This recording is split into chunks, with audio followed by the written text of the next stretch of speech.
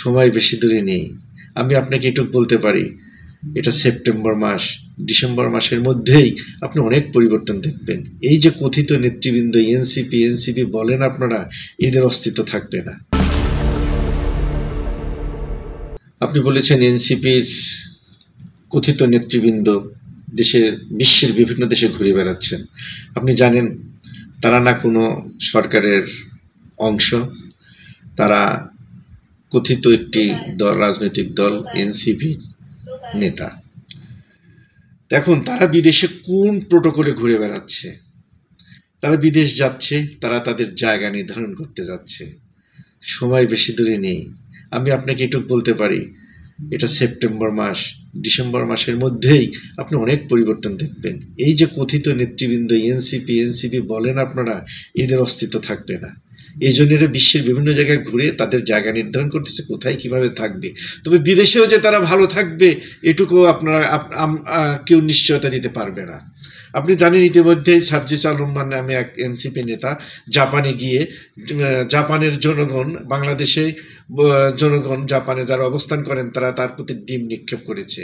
সান্ডা মাহফুজ নামে এক ভদ্রলোক, সান্ডা মাহফুজ পরিচিত, আমি আসলে এদেরকে চিনি না, জানি না। এর আমেরিকাতে আসার পরে দৌড়ানি খেয়েছে, হয়তো দৌড়ে নিজের জীবনটা রক্ষা করতে পেরেছে, কিন্তু সরকারকে রক্ষা করতে পারবে না। আপনি জানেন যে গত পরশুদিন লন্ডনে তারই এক এই বর্তমান সরকার প্রধানের, বাংলাদেশের বর্তমান যে সরকার প্রধান যাকে আপনারা সুধী ইউনূস বলেন, এই ভদ্রলোকের এক পিএ নাকি লন্ডনে গিয়েছিল, সেখানে ওপেন মানুষজন তাকে শরীরে আঘাত করেছে।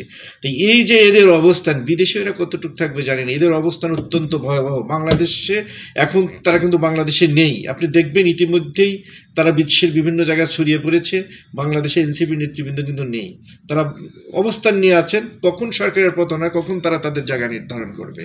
তো আমি এইটুকু আপনাকে বলবো, আপনি আরও আমাকে প্রশ্ন করেছেন নির্বাচনের ব্যাপারে। আমি আগেও বলেছি, এখনও বলছি, নির্বাচন বাংলাদেশে হবে না। বাংলাদেশের নির্বাচন তখনই হবে যখন জাতির জনকের কন্যা, বঙ্গবন্ধুর কন্যা জননেত্রী শেখ হাসিনা বাংলাদেশে প্রত্যাবর্তন করবেন এবং এই নির্বাচনে অংশগ্রহণ করবেন, তখনই বাংলাদেশের নির্বাচন অনুষ্ঠিত হবে।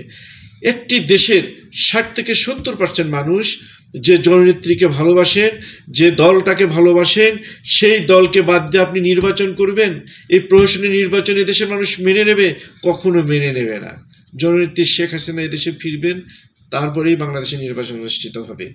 আপনি জানেন 30 লক্ষ শহীদের রক্তের বিনিময়ে অর্জিত আমাদের স্বাধীনতা, এই স্বাধীনতাকে নষ্ট করছে পাকিস্তান থেকে প্রোডাক্ট কিছু মানুষ, যারা আজকে দেশের স্বাধীনতা দেশকে ভুলণ্ঠিত করছে, দেশের স্বাধীনতাকে বিপর্যস্ত করে তুলছে, দেশের স্বাধীনতাকে তারা অস্বীকার করছে।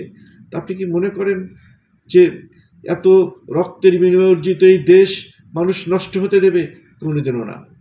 এদেশে থাকতে হলে, এই দেশে রাজনীতি করতে হলে বাংলাদেশকে স্বীকার করতে হবে, বাংলাদেশের স্বাধীনতাকে স্বীকার করতে হবে, তাইলে আপনি দেশে রাজনীতি করতে পারবেন।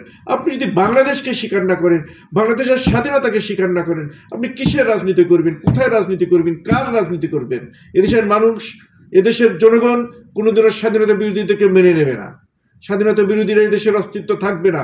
সাময়িক যেটা দেখছেন এটা সাময়িক, খুব দ্রুত ইউনূস সরকারের পতন ঘটবে এবং জননেত্রী শেখ হাসিনা বাংলাদেশে প্রত্যাবর্তন করবেন।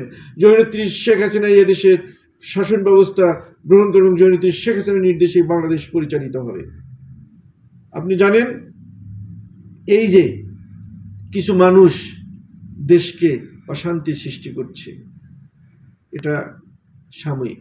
আমি সবসময় বলছি এটা সাময়িক। এই যে ইদানিং আপনি দেখছেন এই মানুষের উপরে কি অত্যাচার করা হচ্ছে, স্বাধীনতার সপক্ষে শক্তির উপরে কি অত্যাচার করা হচ্ছে, এই অত্যাচারের মধ্যে আপনি দেখছেন ঢাকা শহরে হাজার হাজার মানুষ জননেত্রী শেখ হাসিনাকে দেশে ফিরে আনার জন্য মিছিল করছে।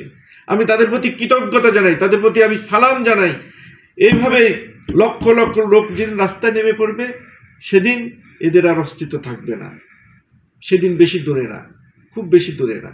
ধন্যবাদ। আমি তাদের প্রতি কৃতজ্ঞতা জানাই যারা এই দুঃসহ যন্ত্রণা ভোগ করে রাস্তায় মিছিল করছেন, যেমন জননেত্রী শেখ হাসিনাকে দেশে ফিরে আনার জন্যে ত্যাগ স্বীকার করে একের পর এক মিছিল করে যাচ্ছেন। তাদের প্রতি আমার কৃতজ্ঞতা এবং সালাম।